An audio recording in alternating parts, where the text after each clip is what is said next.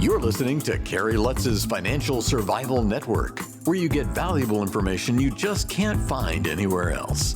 To thrive in today's trying times, you need the Financial Survival Network, now more than ever.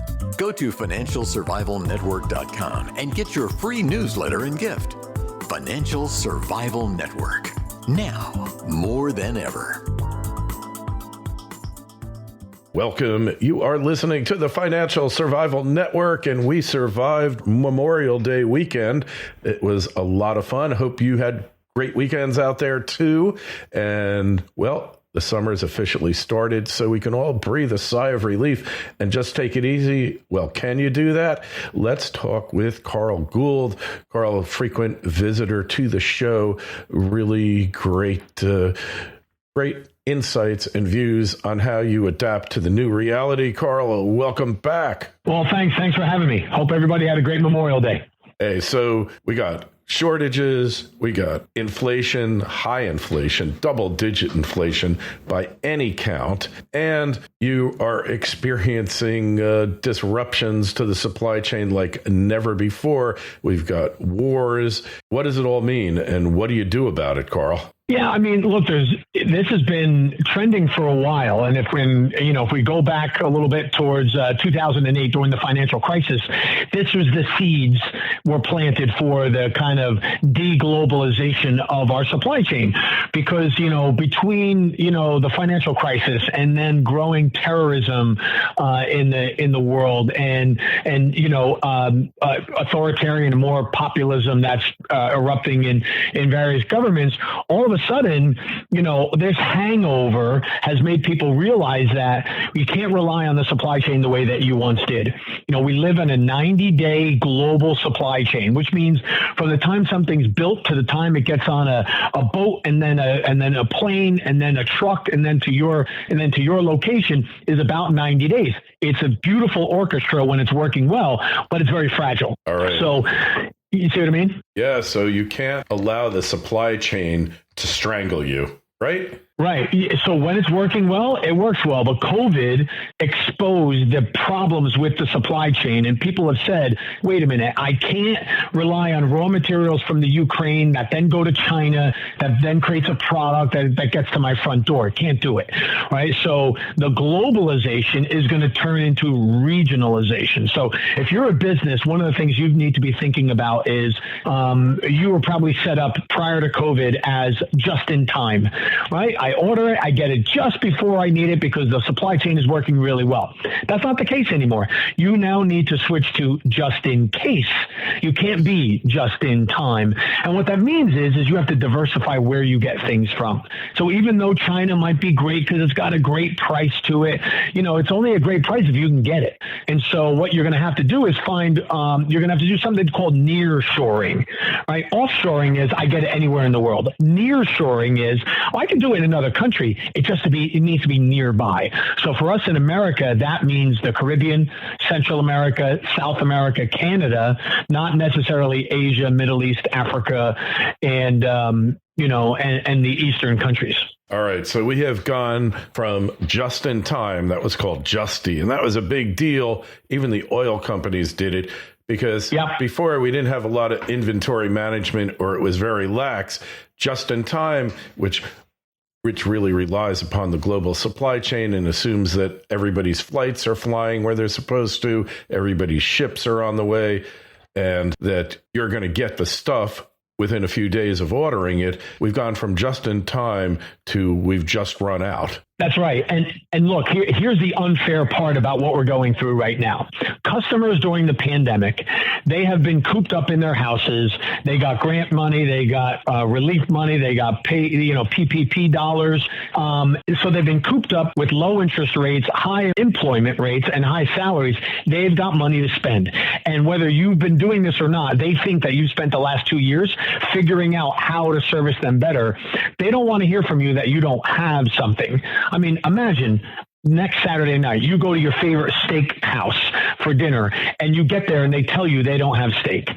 Are you going to say, oh, I understand. It's the pandemic. You must be having a tough time. No, you're going to be pissed. You're going to be like, no, wait a minute. You're a steakhouse. How could you not have steak on a Saturday night? Right. And that's the way all customers feel right now, because, it's not their fault. The pandemic was nobody's fault, but it's certainly the consumer has been hit the hardest here, and they just want to go out, spend, and have a good time. And if you as a business cannot fulfill that order, you'll be dealt with even more harshly. So you have to pivot towards reliability. Reliability. So reliability. And like you say, I was at Whole Foods the other day and I wanted a bone-in ribeye, and they said, we don't have it. It's got meat all over the place. Yeah, we don't have that cut. And that's just an example. So as far as how you capitalize on this trend, do you warehouse all this stuff that people are going to run out of and then sell it on the street corner? What do you do? Well, what you had just described is happening a lot, where, for example, people who sell on eBay and they have e-commerce stores, they will go to a Walmart in the South and where they might have a lot of baby formula, and they'll buy it and they'll put it on their online store for people, say, in the West who might not have it, right? And so there are opportunities where you could be a middle person and you can hustle and be a good source for people, where you can get things that aren't as readily available. This happens every year when we get into hurricane season. People will go to, say, Home Depot and other supply houses and buy up all the generators. So there's no generators in the South. So what do? You're sitting up in the North. Well, we don't have hurricanes up here. And so you've got the extra generators and you can sell them at a profit. So what has grown tremendously is the secondary market. My daughter loves to go thrifting, right? What do you say that? I don't know why. We used to call it going to a garage sale, Kerry. I don't know, but now it's thrifting. We thrift now, right? And what she's doing is she's getting name brands. She's getting the sneakers she wants. She's getting the bags she wants. She's getting the clothes she wants at secondhand stores. A generation ago, we would say, oh, that's going to like a Goodwill store, or that's going to the Salvation Army. That's not the case anymore. There are top brands in secondhand, lightly loved, lightly used stores where you can buy things on the secondary market. And that's what you're going to see. So if I'm a buyer and I'm having trouble finding something, I'm going to embrace that secondary market. All right. And you're making a really great point here, and that is that the concept of repurposing items, of reusing them, that's going to become a bigger trend. I mean, we've seen it as an absurd example in the used car market, which is supposedly now crashing. I'm not convinced, because it might have gotten out of hand and it might go down a little bit, but it isn't dead yet. We're seeing it all over. Don't just survive, thrive. The Financial Survival Network. Torque Resources is an exploration company establishing a portfolio of premier copper gold early stage projects in Chile. Torque's management and technical teams have a strong track record of raising capital, discovery, and monetization of exploration successes. The company's Margarita Copper Gold project is located within the prolific coastal Cordillera Belt in Chile, which hosts some of the world's largest and most profitable copper mines. The Margarita project possesses excellent discovery potential for a major copper discovery due to the strength of the alteration system, large-scale magnetic targets, and the presence of copper oxide mineralization. Drilling is anticipated to begin in Q3 of this year. Torque trades in Canada under TORQ and on the OTC under TRBMF. To learn more, go to torqueresources.com. That's torqueresources.com. This is the Financial Survival Network, the information you need to thrive, now more than ever. There are over 200 million people still in lockdown, 200 million people in lockdown in China. As long as that's still going on, we're not going to have the chips and we're not going to have a lot of the essential goods we need. And so the disruption to the supply chain is going to continue even longer than expected, because China is still struggling with COVID outbreaks in their country. All right. Well, so you just need to be prepared for this, because it's really obvious that this isn't just a couple month or a year phenomena. It's going to continue on and on for quite a while till the new realities of the global supply chain are implemented, if you will. You need to hustle for materials, like call around, and if somebody's got it, now's not the time to negotiate. Now's the time to lock it down. So if somebody's got what you need, don't go shopping. Buy it from wherever you find it, and make sure that you have whatever your inventory was or whatever your lead times were. I would double them right now. So if you normally would keep 6-8 weeks of stock in your facility, I would try for double that. So 3 to 5 months, because it's going to be a rough road straight through to the end of the year this year. Yeah.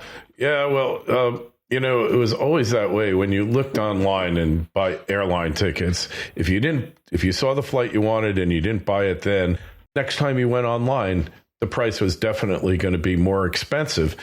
You should buy now rather than waiting for the prices to go up, right? Well, 100%. And more so when we're talking about the airline industry, is because of staffing shortages, they are canceling flights left and right. So if you find the flight you want, take it, because the other flights that would have been there that would have helped to drive the price down are going to be gone, which not only makes the price go up, but the seats are going to be less readily available. So right now is not a great negotiating time. Right now, if you can act on a purchase and you can offer cash or full payment at the time, that's when your best chances. Right now, you want to make sure you have a seat at the table. Don't negotiate for the seat at the table you might lose, So if that hotel room, if that rental car is there, snap it up as early as possible. You want to be booking in advance. All right. Well, I like that idea. It's always better to be prepared than to wait for things to happen and then everything hits the fan, and then what do you do, right? Right. Yeah. Then you're stuck, and then you're going to pay even more because now you're desperate and it's last minute. Yeah. So you're kind of caught between a rock and a hard place, right? Yeah, right now it's not pretty, and companies that are multinational and they have multiple supply chains, they are switching to this regionalization strategy. And what that means is that takes time to do it, and they are going to, because they're going to invest this time and energy, they're not going to be switching back anytime soon. So there's we're in a transition phase right now where they're trying to figure out how to make their supply chain and their availability of goods more reliable. And as a result, we are caught in the crosshair of that. So people you used to be able to get things from at a certain time, in a certain way, it's not going to happen. So you're going to have to widen the scope. Instead of having 1 or 2 vendors, you should have 3 to 5 vendors for something. And, pay special attention to that now through the rest of the year, because if you think about it right now, you might be buying something in the summer, but if you're stocking inventory, you're stocking for the fall. So, we are in the next couple months, retailers are going to be getting ready for the holiday season. I mean, it's that time already when you think about the supply chain. Add 3 months on everything. That puts us to the beginning of the school year, getting ready for the fall. So now through the rest of the year, hustle, keep a good Rolodex, and the second something, and put your name on wait lists and watch lists. So if what you want becomes available, jump on it. All right. So just tell us, Carl, 3 things you personally are doing to prepare yourself and to basically take advantage of the trend. So personally, what I'm doing right now is in any of the things that I invest in, whether that be in businesses or in real estate, I place an offer on everything. I find out what the right price is for me, and that is usually 60 to 70% of the asking price. And I put in an offer on it immediately, because I might not win the offer now, but at least the seller knows that there's an offer out there that they can come back to me at any time. So I've got my name, I've got my kind of my stick in the sand in multiple areas right now. every raw material that I need for any one of my businesses, we either have it on a watch list or a wait list or a price alert. So as soon as it comes up, as soon as it becomes available, we get an alert on that. And the other thing that I'm looking to do right now is I'm looking to borrow and increase my lines of credit so I have as much financial flexibility as possible during this time. All right. That makes so much sense, Carl. It really does. We appreciate your sharing that with us. Hey, people want to find out more about you, connect with you on the web. What's the best way to do that? You can go to my website, carlgould.com, CARLGOULD.com, or you could check out my personal website, which is carl360.com, CARL360.com. All right. Very cool. Well, we appreciate your checking in with us, Carl. We're going to take that advice to heart. If you got a question for Carl, shoot me an email, kl@kerrylutz.com. We'll get you an answer. Don't forget, go to the site, Financial Survival Network, and sign up for your free newsletter. Carl, I'm sure we'll be talking to you a lot again in the future. Be well. Thanks so much. Thanks for listening to Kerry Lutz's Financial Survival Network, your solution to today's trying times. For the latest, go to financialsurvivalnetwork.com. Financial Survival Network, now more than ever.